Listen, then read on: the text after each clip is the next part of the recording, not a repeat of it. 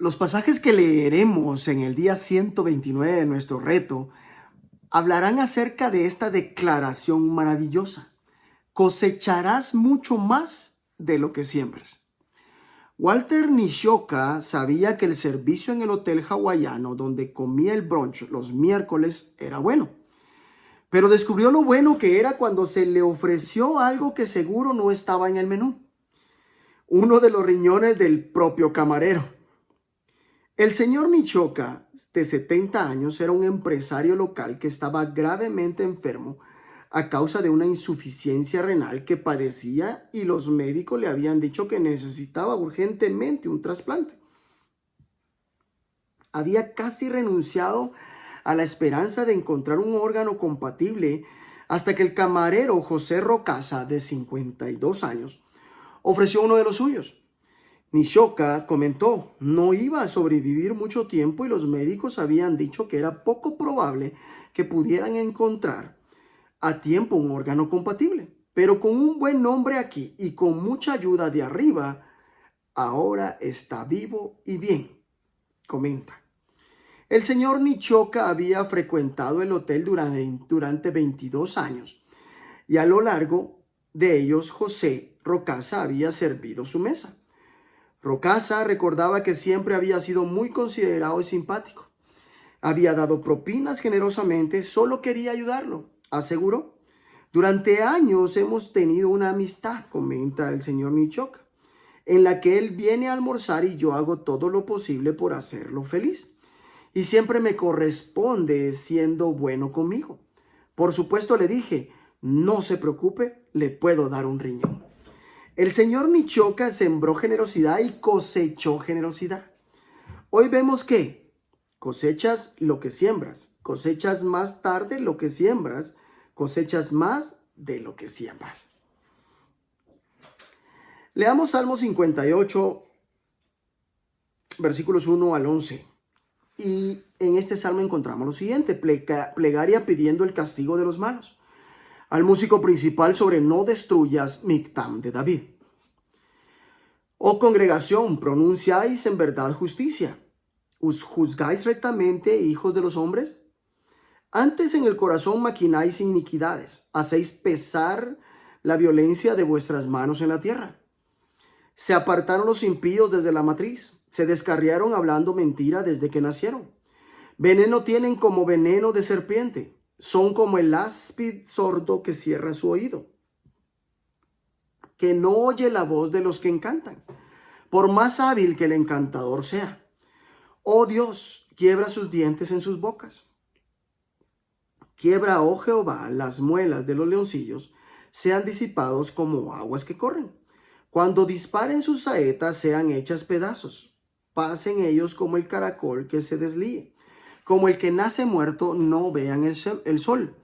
Antes que vuestras ollas sientan la llama de los espinos, así vivos, así airados, los arrebatará a él con tempestad. Se alegrará el justo cuando viere la venganza, sus pies lavará en la sangre del impío. Entonces dirá el hombre: ciertamente hay galardón para el justo, ciertamente hay Dios que juzga en la tierra. Este salmo nos dice: siembra justicia. Más de 800,000 personas, principalmente mujeres y niños, son víctimas de trata por explotación sexual cada año en este nefasto comercio. Actualmente hay 29.8 millones de personas bajo esta forma de esclavitud moderna. Casi todos los días leemos noticias de las atrocidades llevadas a cabo por el Daesh y otros regímenes malvados. El salmista se opone a esta clase de injusticia. ¿Es esto una manera de dirigir un país? ¿Hay un político honesto en esta casa?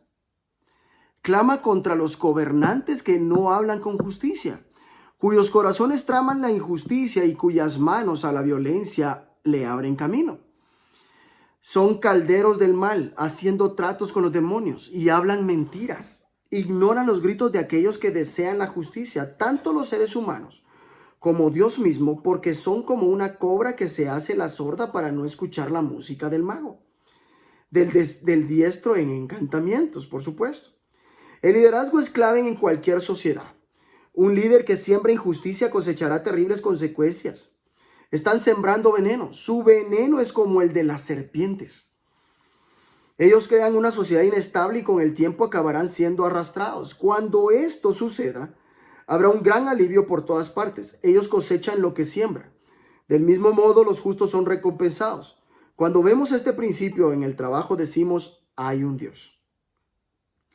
A menudo la cosecha sucederá mucho más tarde que la siembra, incluso si tenemos que esperar hasta el juicio final. Este salmo nos recuerda que se hará justicia. El juicio de Dios es bueno, emana de su amor. Dios valora a cada uno de nosotros tanto que se preocupa por cómo nos tratamos unos a otros. En última instancia, la injusticia no triunfará. La justicia prevalecerá y los justos se alegrarán. Si leemos Juan 6, versículos 1 al 24, encontramos lo siguiente. Después de esto, Jesús fue al otro lado del mar de Galilea, el de Tiberias, y le seguía gran multitud, porque veían las señales que hacían los enfermos. Entonces subió Jesús a un monte y se sentó allí con sus discípulos, y estaba cerca la Pascua, la fiesta de los judíos, cuando alzó Jesús los ojos y vio que había venido a él gran multitud. Dijo a Felipe, ¿de dónde compraremos pan para que coman estos? Pero esto decía para probarle, porque él sabía lo que había de hacer. Felipe le respondió, 200 denarios de pan no bastarían para que cada uno de ellos tomase un poco. Uno de sus discípulos, Andrés, hermano de Simón Pedro, le dijo, aquí está un muchacho que tiene 5 panes de cebada y 2 pececillos. Mas, ¿qué es esto para tantos? Entonces Jesús dijo, hacer recostar la gente, y había mucha hierba en aquel lugar. Y se recostaron como en número de 5,000 varones, y tomó Jesús aquellos panes, y habiendo dado gracias, los repartió entre los discípulos, y los discípulos entre los que estaban recostados. Asimismo de los peces cuanto querían. Y cuando se hubieron saciado, dijo a sus discípulos, recoged los pedazos que sobraron para que no se pierda nada. Recogieron pues y llenaron 12 cestas de pedazos que de los 5 panes de cebada sobraron a los que habían comido. Aquellos hombres entonces, viendo la señal que Jesús había hecho, dijeron, este verdaderamente es el profeta que había de venir al mundo. Pero entendiendo Jesús que iban a venir para apoderarse de él y hacerle rey, volvió a retirarse al monte él solo. Al anochecer descendieron sus discípulos al mar, y entrando en una barca iban cruzando el mar hacia Capernaum. Estaba ya oscuro y Jesús no había venido a ellos, y se levantaba el mar con un gran viento que soplaba. Cuando habían remado como 25 o 30 estadios, vieron a Jesús que andaba sobre el mar y se acercaba a la barca, y tuvieron miedo. Mas él les dijo, yo soy, no temáis. Ellos entonces con gusto le recibieron en la barca, la cual llegó enseguida a la tierra donde iban. El día siguiente, la gente que estaba al otro lado del mar vio que no había habido allí más que una sola barca, y que Jesús no había entrado en ella con sus discípulos, sino que éstos se habían ido solos. Pero otras barcas habían arribado de Tiberias junto al lugar donde habían comido el pan después de haber dado gracias el Señor. Cuando vio pues la gente que Jesús no estaba allí, ni sus discípulos, entraron en las barcas y fueron a Capernaum buscando a Jesús. San Juan, estos versículos de San Juan capítulo 6, también nos recuerda, siembra generosamente. Por supuesto, hay muchísimas lecciones que aprender de los acontecimientos sucedidos en la vida de Jesús. Una de ellas es el principio de que los que siembran generosamente también cosecharán generosamente. Jesús alzó la vista y vio una gran multitud acercándose a él. Preguntó a Felipe, ¿dónde vamos a comprar pan para que coma esta gente? Él preguntó esto para agrandar la fe de Felipe. La fe es como un músculo, crece al ejercitarse. Aunque Jesús hizo la pregunta, en realidad, él ya sabía lo que iba a hacer. Esto demuestra que está bien hacer preguntas a las que ya conoce la respuesta. De hecho, una vez aprendí que hiciera solamente preguntas a las que yo conocía la respuesta cuando estaba estudiando Derecho. Ni con el salario de 8 meses podríamos comprar suficiente pan para darle un pedazo a cada uno, respondió Felipe. Otro de sus discípulos señaló, Aquí hay un muchacho que tiene 5 panes de cebada y 2 pedazos y 2 pescados, pero ¿qué es esto para tanta gente? El acto de generosidad de este muchacho nunca será olvidado. Jesús es capaz de hacer mucho con poco. El muchacho dio generosamente todo lo que tenía. No fue mucho, fue como una gota en el balde para una multitud como aquella. Sin embargo, se multiplicó en las manos de Jesús. Por lo menos 5,000 fueron alimentados y sobró mucho. Jesús les pidió: recojan los pedazos que sobraron para que no se desperdicie nada. Si hacía falta un fundamento bíblico para justificar que no hay que desperdiciar la comida, aquí está. Siempre parece un desperdicio terrible tirar la comida innecesariamente. El mundo produce suficientes alimentos para sustentar a todos. Sin embargo, 870 millones de personas, 1 de cada 8 de la población mundial, sufren de desnutrición crónica. Al mismo tiempo, alrededor de 1/3 de los alimentos producidos en el mundo para consumo humano cada año, aproximadamente 1.300 millones de toneladas, se desperdician o se dañan. Necesitamos poner en obra urgentemente lo mandado por Jesús, tanto individual como colectivamente. No se desperdicie nada. Lo que le das a Jesús se multiplica. El apóstol Pablo escribió: recuerden esto, el que siembra escasamente, escasamente cosechará, y el que siembra en abundancia cosechará. Haz que sea tu objetivo ser la persona más generosa que conoces. Sé generoso con tu dinero, tus posesiones, tu tiempo y tu amor. Nunca podrás superar a Dios en generosidad. Cuanto más das, más cosecharás y más disfrutarás del favor de Dios en tu vida. Inmediatamente después de este asombroso milagro de la alimentación de los 5,000, los discípulos se encontraron en medio de una tempestad. Juan 6:18. Jesús llama a sus discípulos a pesar de una fe basada en un milagro visible que satisfizo sus necesidades físicas, a una fe basada en la confianza total en sus palabras, en Él y en sus palabras. Jesús camina milagrosamente sobre el agua hacia ellos. Estaban aterrados, pero Él exclamó: no tengan miedo, yo estoy aquí. Seguir a Jesús no siempre es fácil. En la vida hay tormentas y desafíos, pero la presencia de Jesús con nosotros es transformadora. No es de extrañar que la multitud fuera a buscar a Jesús. Leamos Jueces 9, versículos 1 al 57. Reinado de Abimelec.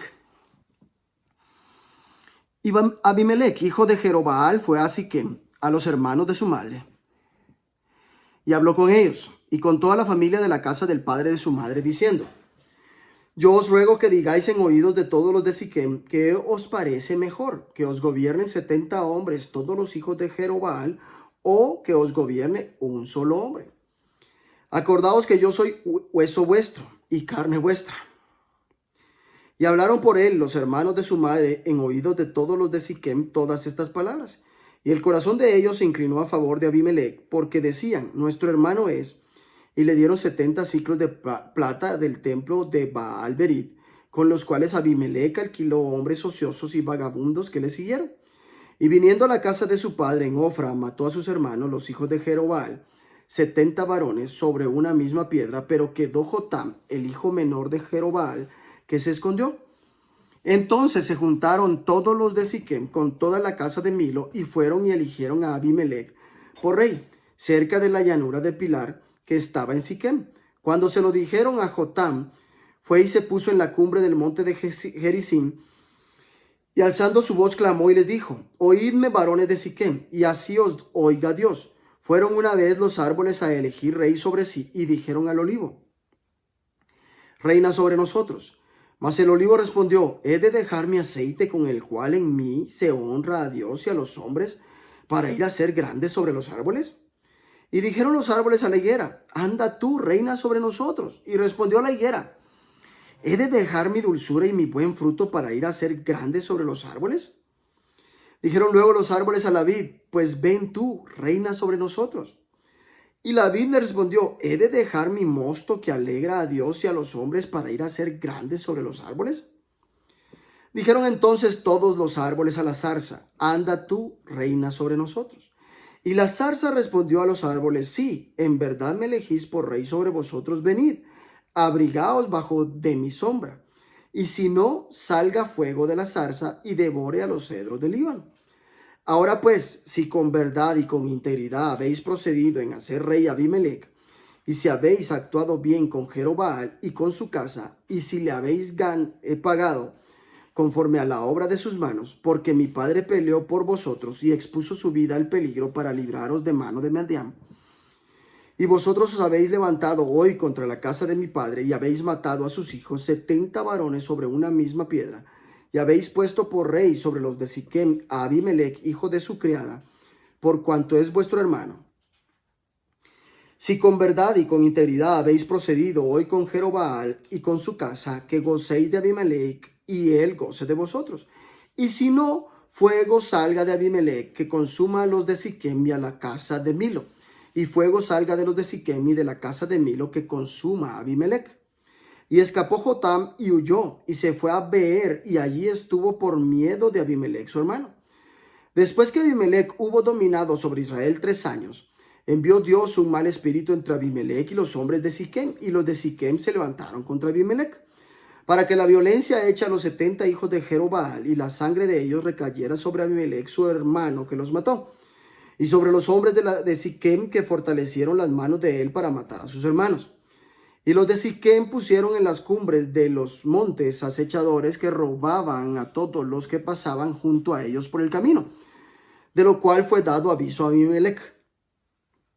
Y Gaal, hijo de Ebed, vino con sus hermanos y se pasaron a Siquem, y los de Siquem pusieron en él su confianza.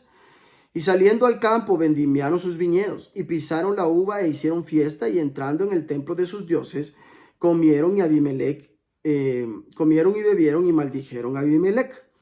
Y Gaal, hijo de Ebed, dijo: ¿Quién es Abimelech? ¿Y qué es Siquem para que nosotros le sirvamos? ¿No es hijo de Jerobaal y no es Zebul ayudante suyo? Servid a los varones de Amor, padre de Siquem, pero ¿por qué le hemos de servir a él? Ojalá estuviera este pueblo bajo mi mano, pues yo arrojaría luego a Abimelech y diría a Abimelech: aumenta tus ejércitos y sal. Cuando Zebul, gobernador de la ciudad, oyó las palabras de Gaal, hijo de Ebed, se encendió en ira